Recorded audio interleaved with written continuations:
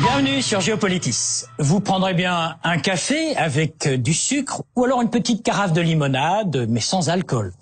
En tout cas, si vous avez soif de connaissances, sachez que tous ces mots, café, carafe, limonade ou alcool, tous sont des mots d'origine arabe. Ces mots, ce sont autant d'apports à l'Occident en provenance de cette brillante civilisation arabo-islamique, cette civilisation qui a transmis, inventé et magnifié tant de disciplines entre, disons, le 8e et le 13e siècle. Mais il n'y a pas que les mots, il y a les mathématiques, le calcul, nos chiffres arabes, il y a l'astronomie, la chimie, la médecine, la philosophie et la géographie.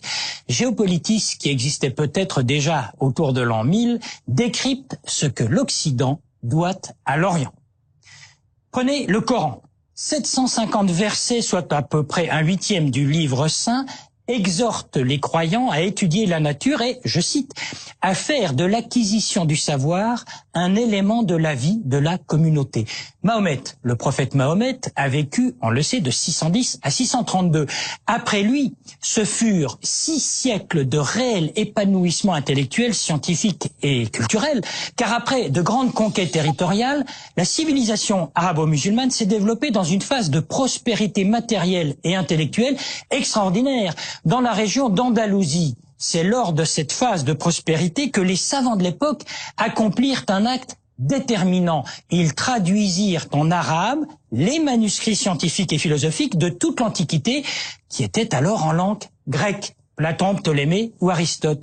Ce fut aussi le cas à Cordoue, alors l'émirat de Cordoue, l'un des plus grands foyers de transmission à l'Occident de la pensée gréco-arabe avec un retentissement culturel qui est resté dans l'histoire. C'est à Cordoue, par exemple, lors d'une mission secrète, qu'un certain Gerbert d'Aurillac, un moine, a découvert l'origine de la numérotation de 1 à 9. C'était en l'an 999. Cordoue était alors en rivalité avec le Caire où déjà s'était créée une formidable bibliothèque, 1 600 000 volumes ou chapitres, comme on disait à l'époque, ce qui démontrait la passion de la civilisation pour le livre et pour la traduction du texte ancien. Et si l'on va vers l'Est, vers Bagdad, on apprend qu'à l'époque, des bibliothèques publiques, on en comptait alors une bonne centaine dans la ville. Bagdad, le califat de Bagdad, où les califes faisaient figure, disons, de despotes éclairés. C'était le temps des 1001 nuits. Alors, asseyez-vous sur le sofa ou dans l'alcôve, venez jouer aux échecs sur le satin du divan, rien que des mots qui nous viennent de Bagdad, du Caire ou de Samarcande.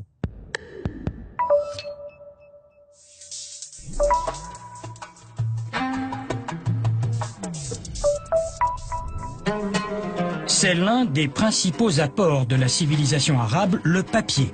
En 712, les Arabes conquièrent Samarcande, ville de l'actuel Ouzbékistan, en Asie centrale. C'est là que l'on va maîtriser l'art de battre le lin de manière à en faire une sorte de pâte qui progressivement va remplacer le velin et le parchemin.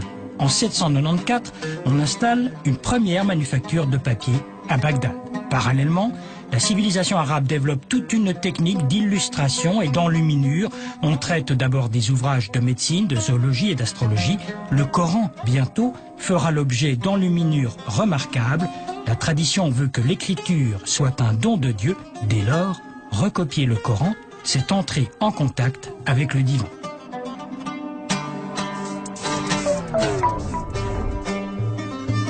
Au Moyen-Âge, les vrais pionniers de la recherche médicale, ce sont les Arabes. En premier lieu, ce sont eux qui ont gardé, conservé et transmis les savoirs de l'Antiquité. C'est grâce à eux que nous connaissons les enseignements d'Hippocrate. Il semble que les Arabes aient repris la théorie dite des 4 humeurs, à savoir que la maladie résulte en fait d'un déséquilibre entre la bile, le flegme, le sang et l'atrabile. La médecine consiste alors à rétablir cet équilibre par des remèdes et aussi par une alimentation appropriée. On peut citer une encyclopédie médicale de l'époque, celle dite d'Avicenne, qui répertorie près de 800 remèdes.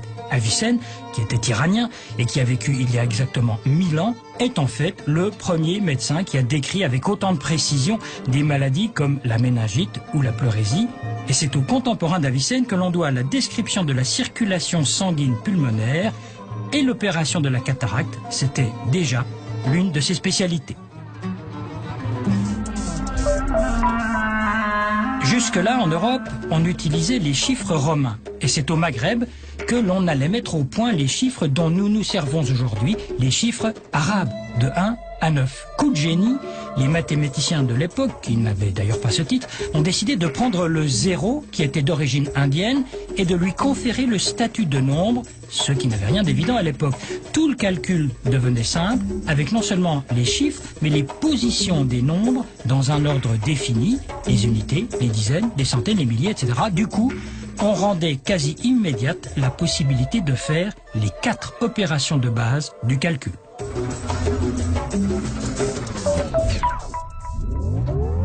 Un certain Al-Jazari, à ne pas confondre avec Al Jazeera, avait construit une monumentale horloge où des cercles représentaient le mouvement du zodiaque, du soleil et de la lune. L'astronomie a toujours passionné la civilisation arabe qui avait non seulement intégré mais encore développé les découvertes de grands anciens comme Ptolémée. C'est ainsi que se sont matérialisées les cartes du ciel et que se sont perfectionnés des instruments de mesure et d'observation comme l'astrolabe. Et comment oublier que ce sont ces savants arabes qui ont imaginé le plus vieil outil pédagogique de l'astronomie, le globe céleste. L'astronomie, le calcul, la médecine, le papier comme support, autant de disciplines maîtrisées par cette civilisation arabo-musulmane.